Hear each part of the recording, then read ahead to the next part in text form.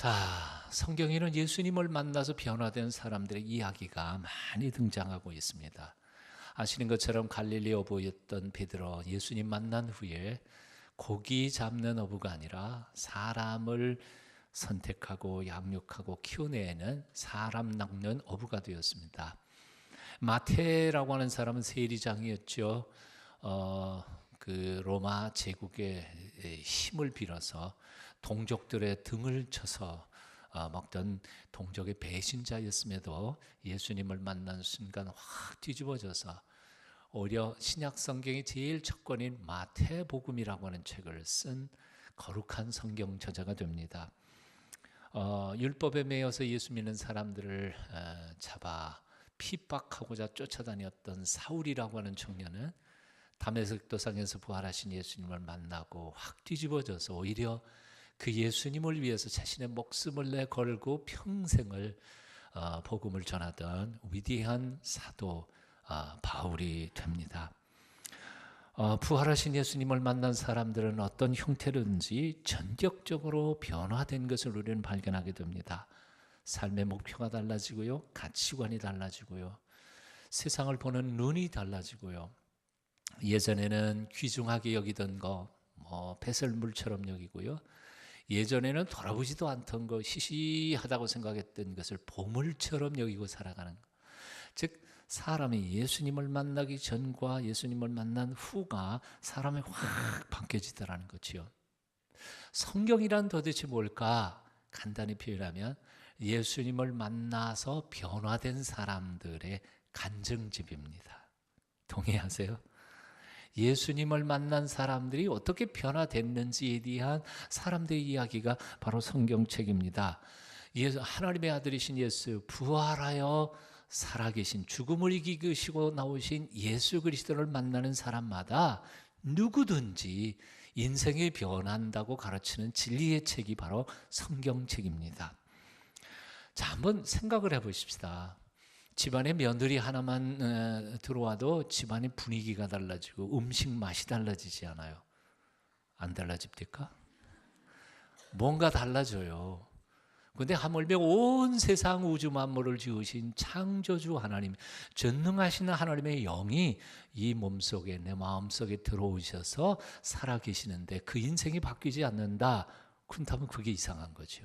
바뀌지 않는 게 이상한 거예요.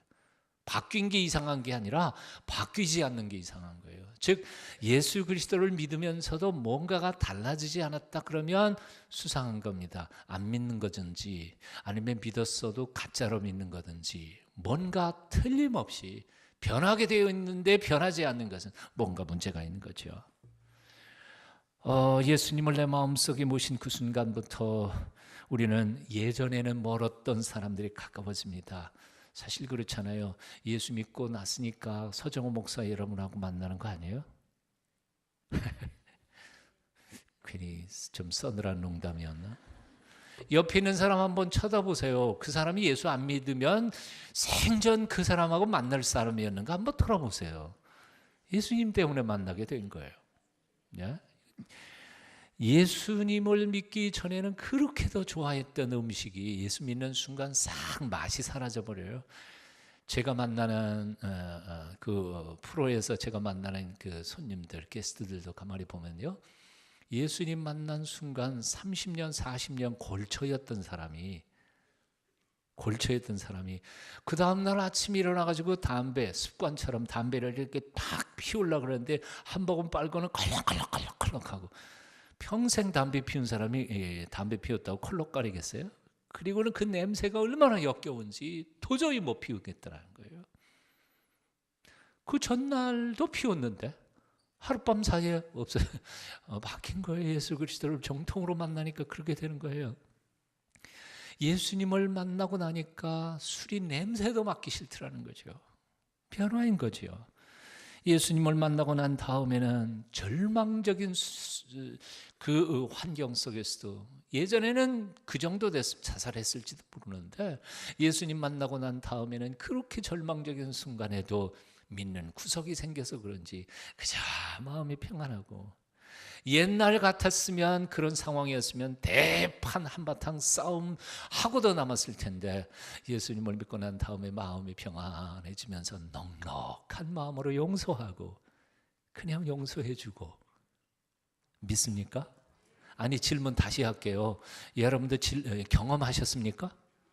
아멘. 다 저와 여러분이 경험했던 일들이에요. 이건 이론이 아니고 우리가 만나서 우리가 변화된 이날 우리들의 얘기 아니에요. 예수 믿고 난 다음에는 마음이 평안했습니다. 이상하리만큼 세상 보는 눈이 넉넉해졌습니다. 남편을 보는 눈, 아내를 보는 눈, 자식을 보는 눈, 부모님을 보는 눈이 달라져 버렸습니다. 우리가 믿는 하나님은 온 세상 만물을 지으신 창조주 전능하신 하나님이십니다. 뿐만 아니라 하나님은 당신을 믿고 찾는 자들에게 사랑을 베풀어 주시는 하나님, 얼만큼 사랑하시는 거 아니? 외아들, 하나밖에 없는 외아들까지 아끼지 않고 내어주시는 하나님. 그래서 당신 가지고 계시는 모든 보화와 좋은 것들을 지금도 아끼지 않고 우리에게 주시기를 기뻐하시는 사랑하시는 하나님, 믿으시죠? 로마서 8장 32절에 보니까 이런 말씀이 있습니다. 자기 아들을 아끼지 아니하시고 우리 모든 사람을 위하여 내어주신 이가 누구예요? 하나님이. 어찌 그 아들과 함께 모든 것을 우리에게 선물로 주시지 아니하시겠느냐. 이렇게 놀라운 말씀이 어디 있어요? 한번 따라해 보시겠습니다. 자기 아들을 아끼지 아니하시고 우리 모든 사람을 위하여 내어주신 이가 어찌 그 아들과 함께 우리에게 모든 것을 선물로 주시지 아니하시겠느냐. 곰곰이 생각해 봐야 돼요. 자기 아들을 아끼지 아니하시고 내어주셨어요? 아끼지 않고 내어주셨다는 말은 뭐예요? 십자가에 우리의 죄값을 치르려고 죽이셨단 말이에요. 세상에 그럴 수가 있어요? 하나밖에 없는 당신의 아들을 아끼지도 않으시고 우리를 구원하기 위하여 십자가 못 박아 내어주셨단 말이에요. 그런 하나님이 아들도 아끼지 않고 내어주셨는데 그 나머지 이외 거 그 정도야 뭐 그냥 거둬도 주신다는 거지. 예수 그리스도를 믿어 하나님의 아들과 딸이 되는 순간부터 하나님 아버지는 우리에게 엄청난 선물을 주시기로 작정하신 겁니다. 그 중에 가장 큰 선물이 구원이고 영생이지만 그것 말고도 하나님은 당신 아들도 아끼지 않고 내어주시는 분이시기에 당신이 가지고 있는 놀라운 엄청난 귀한 것들을 우리의 순종의 삶을 통하여 기꺼이 부어주신다는 겁니다. 믿으셔야 합니다. 구하는 자에게 지혜를 주십니다. 예전에는 알지도 못했던 마음의 평안을 주십니다. 환경을 초월한 기쁨을 하나님이 우리에게 주십니다. 우리가 낙심할 때 하늘의 위로를 주십니다. 인생을 살아갈 용기와 담력도 주십니다. 구하는 자에게 일용할 양식도 주십니다. 필요한 자에게는 재물도 주십니다. 필요하면 당신의 자녀를 영광과 존귀로 관을 씌워 주시기도 합니다. 믿으세요. 믿으셔야 돼요. 이거 믿으셔야 돼요. 그러므로 우리가 예수님을 믿는 순간 우리는 전혀 차원이 다른 인생을 살아가기 시작하는 것입니다. 가진 것 없어도 우리는 부합니다. 아멘 하는 사람이 없네요. 가진 것 없어도 부해요. 가난하다고 주눅들 거 하나도 없어요. 온 세상 우주 만물이 우리 아버지 건데 뭐 필요하면 내게 주실 거니까. 아멘. 권력이 없어서도 우리는 무서운 사람 없습니다. 무서운 사람 없어요. 예? 되게 권력 쥔 사람들이 얼마나 무섭습니까? 근데 우리는 무서울 게 없어요. 기껏해봐야 죽는 거지 뭐. 죽으면 천당 가는데 뭐. 죽일래? 뭐 죽여주세요. 하지만 천국은 제 것입니다. 그리고 하늘의 아버지께서 나를 살려주시기로 작정하시면 누가 나를 죽일 거예요? 아무도 나를 못 죽여요. 권력이 없어도 무서운 사람이 없습니다. 아무런 기댈 데가 없이 의지가지 없는 사람도 하나님이 있는데 세상에 친구 없고 아무것도 없어도 상관없어요. 그분이 나와 함께 계시는데 이건 차원이 다른 인생을 살고 있는 겁니다. 그래서 이런 그리스도인들의 모습을 사도 바울은 고린도후서 4장 8절로 10절에서 이렇게 표현하고 있습니다. 쉬운 번역으로 제가 읽어드립니다. 우리는 사방에서 닥치는 고통에 짓눌리지만 우리는 움츠러들지도 쓰러지지도 않습니다. 너무 어처구니 없는 일에 당황할 때도 있기는 하지만 그러나 절망하거나 자포자기하지 않습니다. 우리가 박해를 받을 그때에도 하나님께서는 결코 우리를 버리시지 않으신다는 사실을 알기 때문입니다. 우리는 얻어맞고 넘어져도 다시 일어나서 달려나갑니다. 우리 몸은 예수님께서 그러셨던 것처럼 부단히 죽음에 직면합니다. 그러나 분명한 것은 생명이신 그리스도께서 우리 속에 살아 계신다는 사실입니다. 이것이 바로 2000년 전 초대교회 우리의 신앙의 선배들의 신앙의 모습이었습니다. 하지만 여기서 잠깐 우리 자신을 돌아봅니다. 우리는 왜 이럴까요? 우리는 왜 이럴까요? 2000년 전에 우리의 신앙의 선배들은 그러했는데 오늘 우리는 왜 이 모양일까요? 겸손에 대하여 설교를 수도 없이 들었지만 우리는 여전히 영적으로 교만합니다. 기도에 대하여 설교를 들으면서도 우리는 온전히 기도하지 않습니다. 천국에 대한 소망에 대한 설교를 그토록 많이 들었으면서도 여전히 우리는 세상 것에 목매고 살아갑니다. 참 기가 막힌 노릇이 뭐냐면 평생 신앙생활 제일 열심히 잘했던 것 같은 권사님이 병원에 가가지고 암입니다. 그것도 말기암입니다. 그 순간에 하나님 없어. 하나님 없어. 천국에 대하여 찬송도 그렇게 많이 불렀고 믿음으로 그렇게 고백하면서 죽음 앞에 서자 없어. 그게 무슨 믿음이에요? 다 가짜 아니에요? 겉으로만 믿는 척 했을 뿐이에요. 도대체 우리는 설교를 왜 듣고 있습니까? 신앙생활은 왜 하고 있는 겁니까? 왜 그렇게도 많은 사람들이 예수님을 믿는다 하는데에도 변화가 하나도 이루어지지 않습니까? 왜 영생의 주님을 믿는데에도 아직 우리의 마음속에는 절망과 시기 질투와 탐욕과 부러움과 한숨이 끊이지는 않습니까? 왜 우리의 마음속에는 자족의 기쁨이 없습니까? 왜 아직도 우리는 불안합니까? 왜 삶에 대한 용기를 잃어버리고 내일에 대한 두려움으로 오늘을 살아가고 있느냐 그 말입니다. 이게 도대체 믿는 사람의 모습이 아니라고요. 성경에서 만나는 믿는 사람의 모습이 아니에요. 오늘 우리의 모습. 어떻게 하면 이토록 무기력한 신앙을 벗어던지고 2000년 전 우리의 선배들처럼 능력 있는 그리스도인으로 파워 크리스찬으로 살아갈 수 있을까? 오늘 본문은 먼저 이렇게 우리에게 명령합니다. 한번 따라해 보십시다. 너희는 이 세대를 본받지 말라. 왜 이렇게 무력한지 아세요? 이유는 간단해요. 우리가 예수님의 제자라 그러면서 예수님 뒤따라가는 게 아니라 세상 사람들 사는 모습대로 그들을 흉내내면서 똑같이 세상 사람하고 같이 살아가기 때문에 능력이 안 나타나는 건 당연한 거죠. 입으로만 크리스찬이에요. 삶은 세상 사람하고 똑같아요. 여기 본받는다라는 말을 헬라어 원어는 옷을 갈아입는다는 뜻입니다. 직역하면. 이 스케마라고 하는데요. 이 스케마에서부터 나온 수스 스케마티조라고 하는 말인데요. 본받는다는 말은. 그러니까 쉽게 말하면 이런 거예요. 빨간 옷 입었다, 파란 옷 입었다, 조끼 입었다, 스포츠웨어 입었다, 정장 입었다. 분위기가 확 달라지지 않아요. 그러나 그 옷의 알맹이, 몸뚱아리가 달라져요? 아니 그 몸뚱아리 안에 있는 인격과 인품이 달라지느냐고요. 하나도 안 달라져요. 넥타이만 매면 신사인가요? 아니에요. 아니야. 넥타이 매고 그럴듯하게 폼 잡고 가면 자기가 속 사람도 그렇게 된 줄 착각해요. 자기 직함에 회장 그러면 자기 인격도 회장인 줄 알아요. 사장 그럼 자기가 인격도 인품도 사장인 줄 착각해요.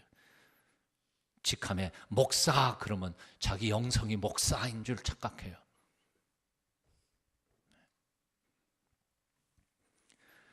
세상에서 하는 일이 이 세대가 하는 일이 꼭 그런 것이란 말입니다.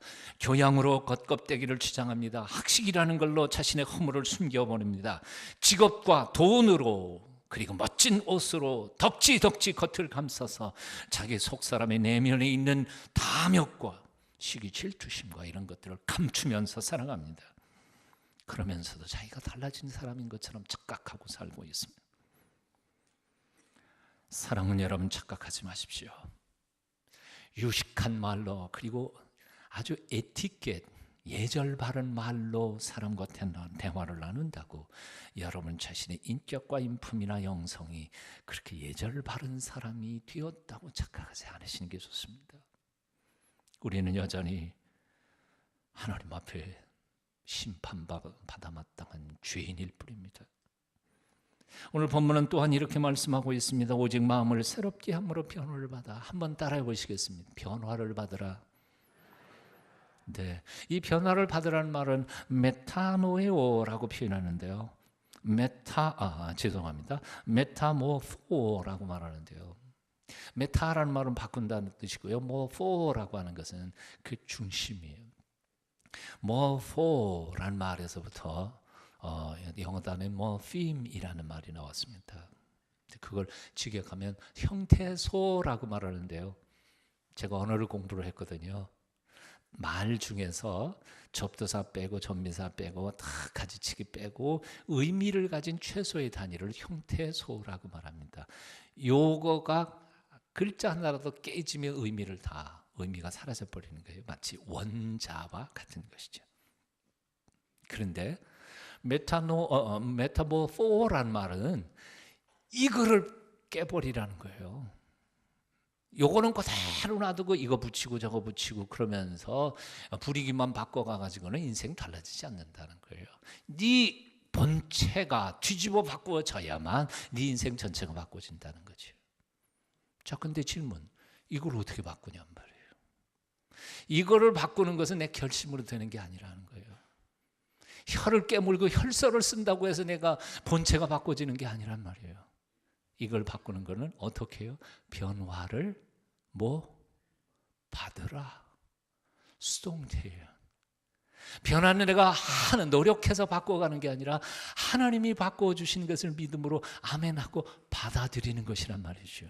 즉 하나님께 내 몸을, 지난주에 말씀드렸죠, 내 몸을 드릴 때 하나님이 나를 바꿔 가시는 거예요. 바꾸시는 분은 하나님이세요. 나의 결심도 노력도 나의 삶을 바꿔갈 수는 전혀 없어요. 오직 죽음을 이기신 부활의 능력으로 우리 가운데 오시는 주 예수 그리스도, 그분이 내 안에 들어오셔서 나를 온전히 주관하시고 나를 붙드실 때 비로소 나는 하나님의 은총으로 변화되는 줄로 믿습니다. 사랑하는 여러분, 2013년 이 한 해 동안 모든 예배 가운데 새벽 기도회든지 수요 기도회든지 아니면 여러분 구역 예배든지 혹은 주일날 낮 예배이든지 예배 가운데 오셔서 우리를 변화시켜 가시는 하나님의 능력을 체험하게 되시기를 축원합니다. 예배 받아들이는 거예요. 하나님의 은혜를. 최근에 제가 만난 한 가정의 이야기를 하고 말씀을 드리렵니다. 초등학교 어린이 시절 부모가 이혼하고 아버지는 그 고통으로 음독자살을 하고 맙니다. 하늘 같은 아버지가 약을 먹고 죽는 것을 현장에서 본 이 아이, 어린아이는 아버지가 자기를 버렸다고 그 배신감에 절망에 빠졌습니다. 커가면서 1살, 2살 먹어가면서 자기만큼은 이 다음에 커서 가정을 꾸리면 자식들에게 그런 고통 물려주지 않겠다 결심합니다. 하지만 그가 가정을 이루고 그만 본의 아니게 또 이혼을 합니다. 그래서 남매에게 그 고통을 또 물려줍니다. 어려서 자랄 때 어머니만 4명이었던 여자가 있었습니다. 생모도 자기를 버렸고 그 뒤에 들어온 3명의 새 엄마들도 한 사람도 자기를 오붓하게 사랑해 준 사람은 없었습니다. 4명의 엄마에게 버림을 받았고 학대와 배고픔과 천대를 받으면서 자랐던 28살 어린 아가씨가 바로 앞에서 말했던 상처 많은 남자에게 초혼으로, 그 사람은 재혼이고 이 사람은 초혼으로 결혼을 하게 됩니다. 결과가 어떻게 될 것 같아요? 시집간 지 5개월 만에 전처가 데리고 갔던 남매를 못 키우겠다고 보냅니다. 그래서 남매를 시어머님과 함께 모시고 그 가정을 28살짜리의 어린 아가씨가 가정을 짊어지고 살아가게 됐습니다. 자신만큼은 자기가 만났었던 그 새 엄마가처럼 그렇게 살지는 않겠다. 혀를 깨물고 결심하며 두 남매를 사랑해 보려고 애를 씁니다. 하지만 중학교 1학년짜리 아들은 생모와 헤어진 아픔을 견디지 못해서 그렇게 이혼하게 된 것은 바로 이 새 엄마 때문이라는 오해를 하면서 감정을 드러내지 않은 채 게임 중독으로 빠져들어갑니다. 학교도 안 가고 게임방에 가서 새 엄마는 엄마로 인정하지 않고, 초등생이었던 어린 딸은 자신의 상처를 겉으로 드러내지 않은 채 대화를 단절해버리고 자기 속으로 파고들어갔습니다. 말을 하지 않습니다. 이런 사실을 겉으로는 내색할 수 없어 그러면서도 애를 쓰면서 사랑해 보려고 애를 쓰다가 이 28의 아가씨는 푹푹 속이 썩어 들어갑니다. 견디다 못해 아이들을 잠재우고 남편이 자는 오밤중에 부시시 일어납니다. 숨겨놓았던 술을 마시기 시작합니다. 그래서 알코올 중독에 걸렸습니다. 그 일이 몇 년 지속되다가 보니까 나중에는 낮에도 술을 마시지 않으면 정신을 차릴 수 없는 정도까지 가게 됩니다. 그런 어린 아내를 바라보던 남편이 가슴이 답답해서 이렇게 물었습니다. 이해는 되지 않아요? 어떻게 하면 술 안 마실 수 있을까? 내가 할 수 있는 거 다 할게. 이 어린 아내가 아주 어렸을 때 할머니하고 교회 갔던 기억이 되살아났습니다. 아주 어렸을 때 교회 나가면 혹 나을 수 있을지 모르겠다는 생각에 나랑 교회 가줄 수 있어? 부탁합니다. 그래서 그 남편이 딱 10번만 교회 가주기로 약속했습니다. 왜냐하면 이 남편은 교회 다니는 사람 오죽 못났으면 하나님이나 찾겠나, 의지가 박약한 사람들이라고 평소에 생각했고, 아무리 힘들고 괴로워도 인생은 제 노력과 의지로 개척해 가야 되는 것 아닌가 하는 확신을 가진 아주 강한 남자였기 때문이었습니다. 그런데 그렇게 강했던 남편이 교회 다닌 지 5주 만에 성경 말씀이 믿어지기 시작한 겁니다. 그리고 5주째 되던 날, 예수님이라는 분이 자기를 위해 십자가에 못 박혀 죽으셨다는 메시지 앞에서 단 한 번도 공중 앞에서 눈물을 보이진 적이 없었던 이 한 남자, 강인한 남자가 펑펑 눈물을 흘리며 통곡을 하며 옵니다. 그리고 그날 저녁 완전히 새롭게, 완전히 달라진 이 남자는 게임 중독에 파묻혔던, 눈이 시뻘개진 중학교 2학년인가 3학년 된 때 그 아들에게 무릎을 꿇습니다. 그리고 아들 앞에 머리를 조아리며 이렇게 말합니다. 사랑하는 아들아, 내가 잘못했다. 아빠가 너의 의견도 듣지 않고 이혼한 거 미안하다.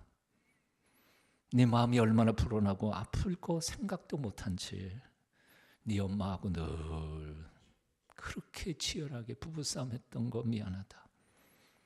그러면서도 너를 강하게 키운답시고 너를 모질게 매질하고 학대했던 거 미안하다. 이 모든 거 다 이 못된 애비 잘못이다. 용서해다오. 다시 펑펑 눈물을 쏟으며 용서를 비는 그 아버지를 바라보던 게임 중독에 빠졌던 이 아들은 처음에는 당황해합니다.